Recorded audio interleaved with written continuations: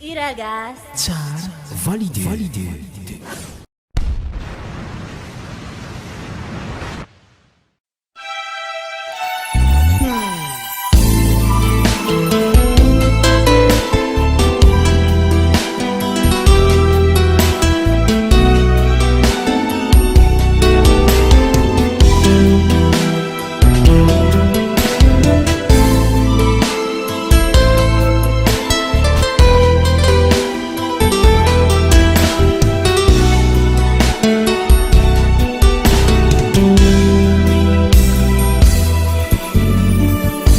Tonatini alinao no miangavy ny talao, atao anatiny aizinao no miandry miazavanao,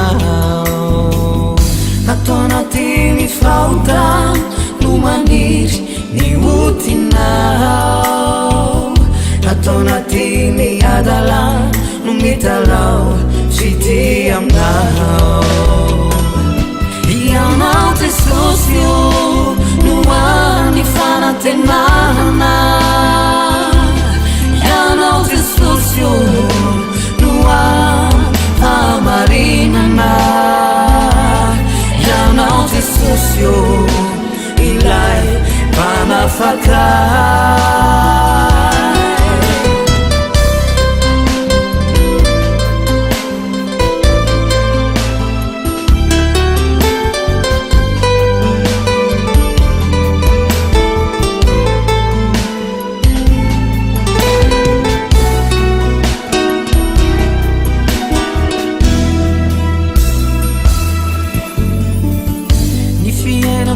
Tsisy anao zava-pona hatramizay, miandro koratsy io ianao mangahiay marary ny fanahy, faniriko ny eo anilanao tompo kasitrakao,